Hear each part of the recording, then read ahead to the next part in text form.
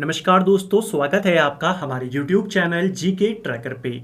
देखिए फ्रेंड्स, आज के वीडियो में हम बात करेंगे जो हमारी एक सीरीज है टॉप जीके एमसीक्यू सीरीज, और इस सीरीज की आज हम 71वीं क्लास को यहाँ पर कवर करेंगे।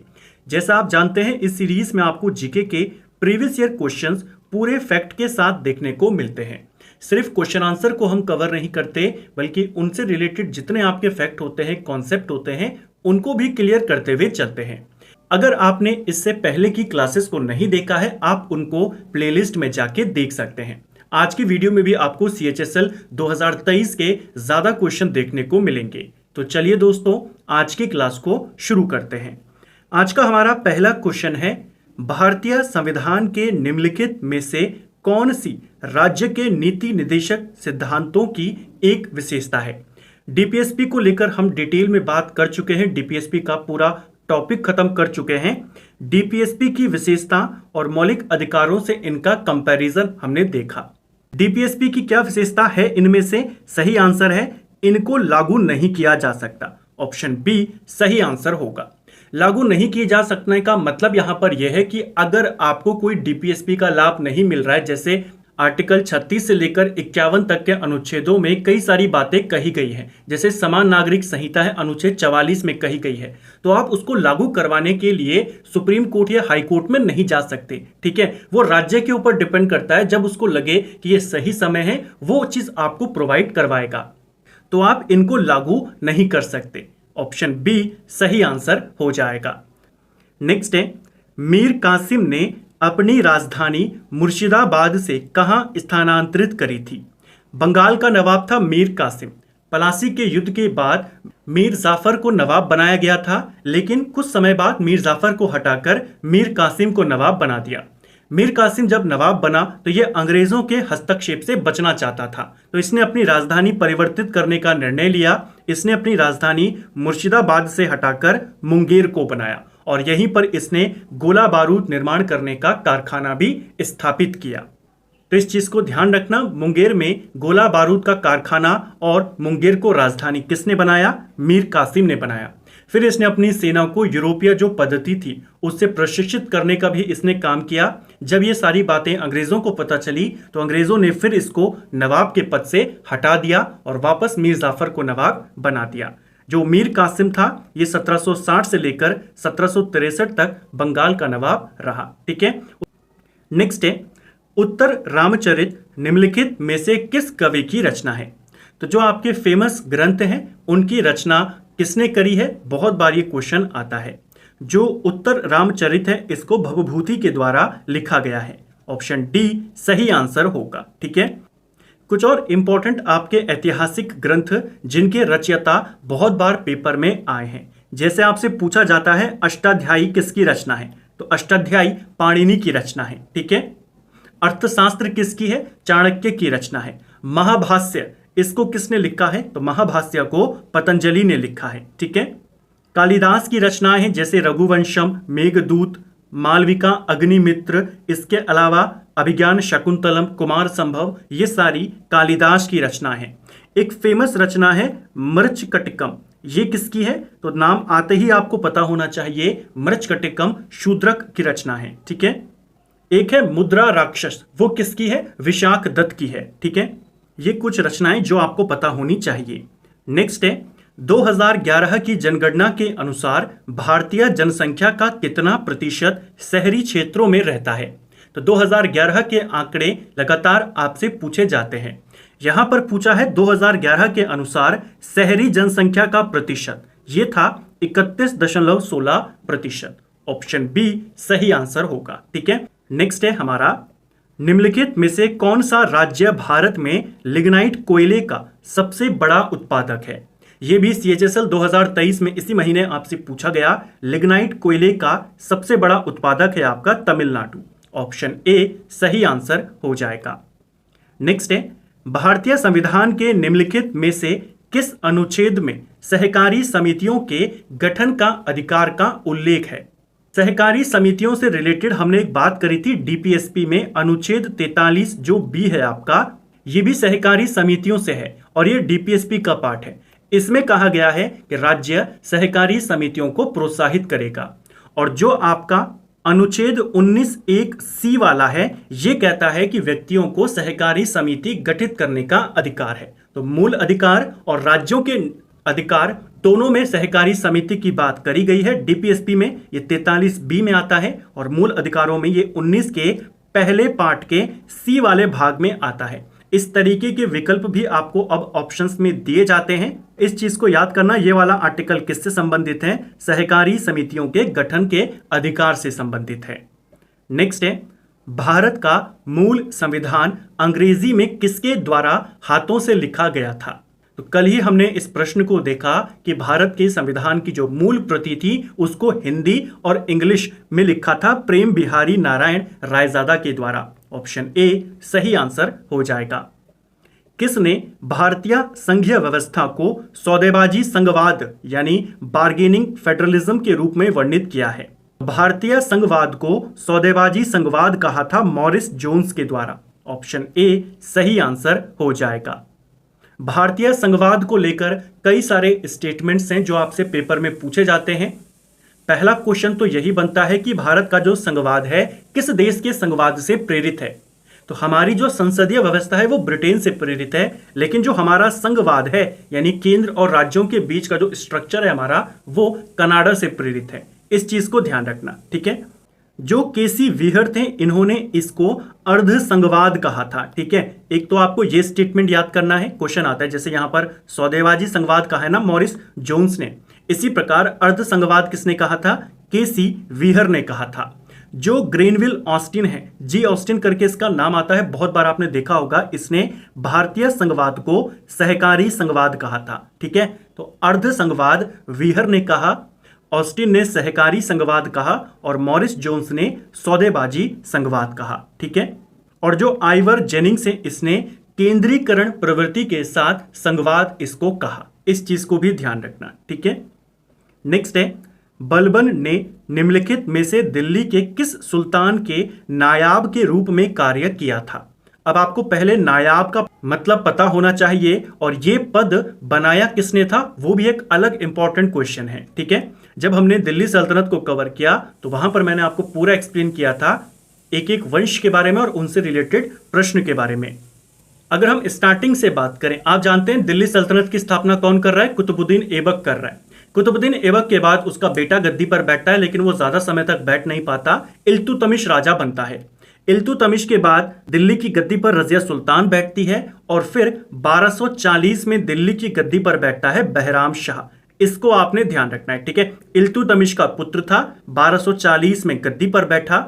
इसी के द्वारा एक नए पद का सृजन किया गया, नायाब ए मुमलिकत इसको बोला जाता था, शॉर्ट में नायाब लिखा जाता था। ये एक तरीके का वजीर कह सकते हैं या संपूर्ण अधिकार इसी के पास होते थे। जो राजा होता था वो केवल नाम मात्र का होता था, ज्यादा अधिकार किसके पास होते थे? ज्यादा नहीं, सारे अधिकार किसके पास होते थे? नायाब ए मुमलिकत के पास। और ये पद बनाया किसने? बहराम शाह ने। एक तो आपका ये वाला कॉन्सेप्ट है। अब आपसे क्वेश्चन पूछा है बलबन किस सुल्तान का नायाब था? तो बलबन ने किसको गद्दी पर बैठाया था और उसके प्रधानमंत्री के तौर पे काम किया था? नसरुद्दीन महमूद। ऑप्शन बी आपका सही आंसर हो जाएगा। तो अगर आपको इसका मतलब पता है और इस पद को बनाया किसने वो पता है तो आप इजीली बता देंगे कि बलबन किसके टाइम पे प्रधानमंत्री था, यानी सारे अधिकार इसके पास होते थे, नसरुद्दीन महमूद, ठीक है। नसरुद्दीन महमूद की बात करें तो ये 1246 से लेकर 1266 तक दिल्ली की गद्दी पर बैठा। सिर्फ नाम मात्र का शासक था, वास्तविक शक्ति किसके पास थी?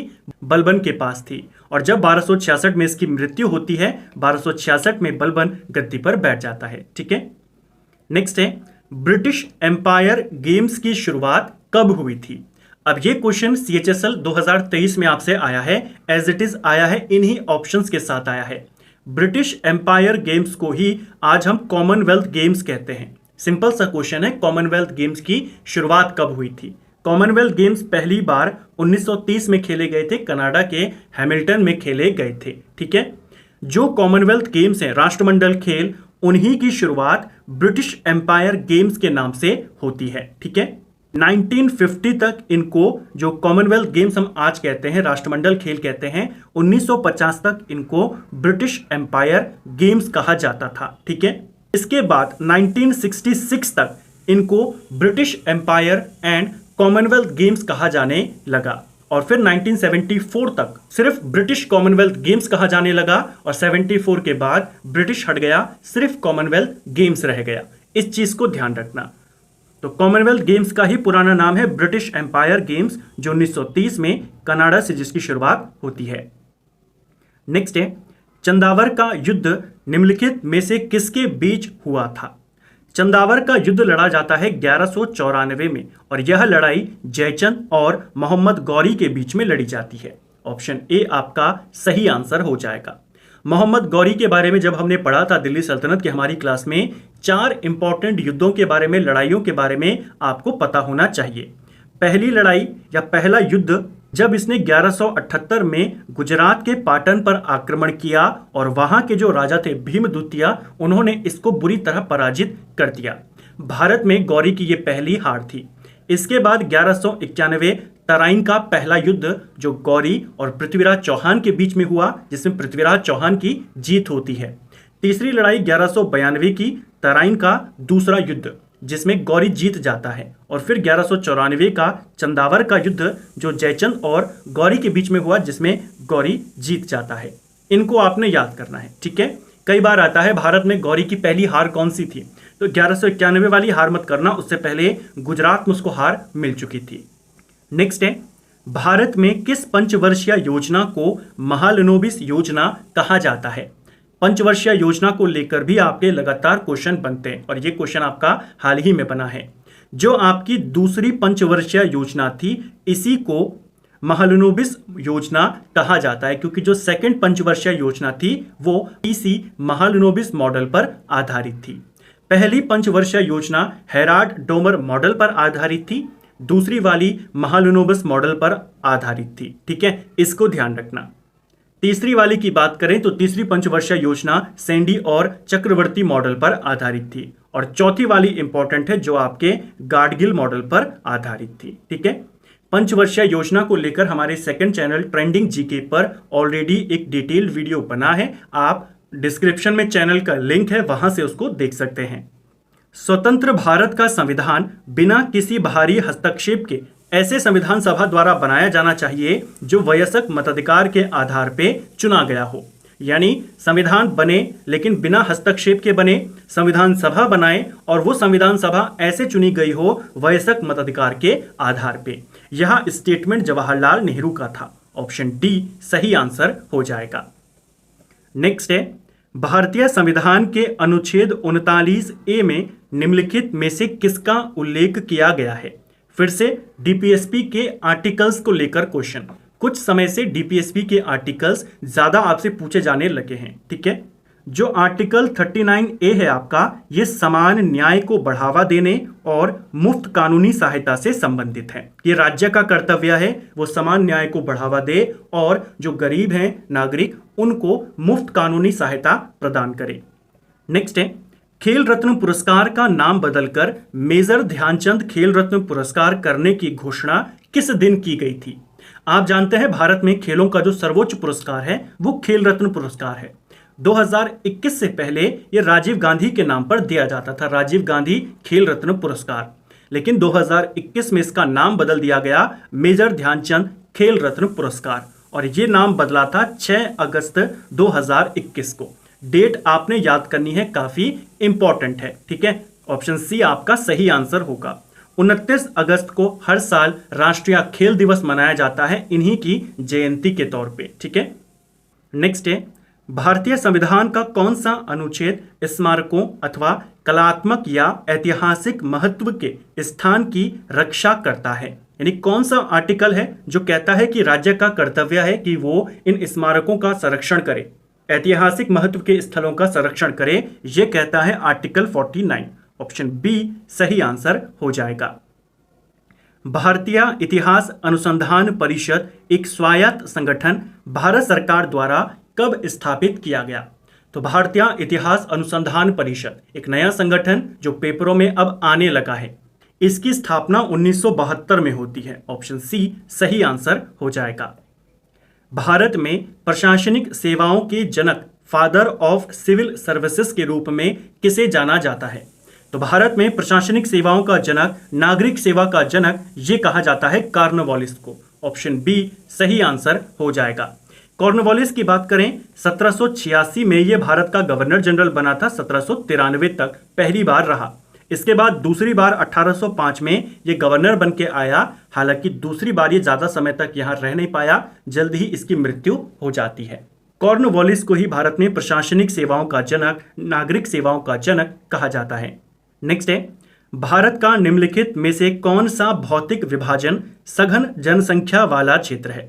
सघन जनसंख्या वाला क्षेत्र यानी जैसा आप नाम से ही बताएंगे कि कौन सा ऐसा विभाजन है भारत का भौतिक विभाजन जहां पर जनसंख्या ज्यादा निवास करती है। जो हमारी ज्योग्राफी की सीरीज है उसमें हमने भारत के भौतिक संरचना के बारे में बात करी थी और देखा था कि भारत को 6 भागों में बांटा है। उत्तर पर्वतीय क्षेत्र में, उत्तर या विशाल मैदानी क्षेत्र में, प्रायद्वीपीय पठार, भारतीय मरुस्थल, समुद्र तटीय मैदान और भारत के द्वीप समूह। तो आप इन 6 को भी अगर देखेंगे, विकल्पों को अगर थोड़ी देर के लिए आप साइड करें, सिर्फ इन 6 को देखेंगे, ज्यादा जनसंख्या आपको कहां देखने को मिलेगी? मैदानों में देखने को मिलेगी। अब विकल्प पे आते हैं, सीधा आंसर आप टिक कर देंगे उत्तर भारतीय मैदान। ऑप्शन ए सही आंसर होगा। ज्यादा जनसंख्या आपको यहीं पर देखने को मिलेगी। हमने इन 6 के बारे में डिटेल में बात करी है। उत्तर पर्वतीय क्षेत्रों के बारे में जिसमें हमने हिमालय श्रेणियों को देखा, उत्तर के विशाल मैदान के बारे में जिसमें हमने पूरे जो डिटेल्स थी उनको कवर किया। तो आप इसको ज्योग्राफी की सीरीज से देख सकते हैं।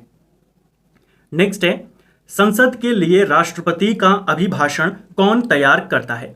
देखिए, संसद में राष्ट्रपति का अभिभाषण होता है और यह अभिभाषण केंद्रीय मंत्रिमंडल के द्वारा तैयार किया जाता है। ठीक है, राष्ट्रपति या लोकसभा का अध्यक्ष या राज्यसभा के सभापति जो उपराष्ट्रपति भी होते हैं ये तैयार नहीं करते। जो केंद्रीय मंत्रिमंडल होता है वो तैयार करता है अभिभाषण। ठीक है, क्योंकि जो वास्तविक कार्यपालिका शक्ति होती है, जो वास्तविक काम करने वाली है वो कौन है? वो आपका केंद्रीय मंत्रिमंडल है। तो राष्ट्रपति आकर बताता है कि मंत्रिमंडल ने क्या क्या काम किया है। ठीक है, तो उस चीज को आपने ध्यान रखना है।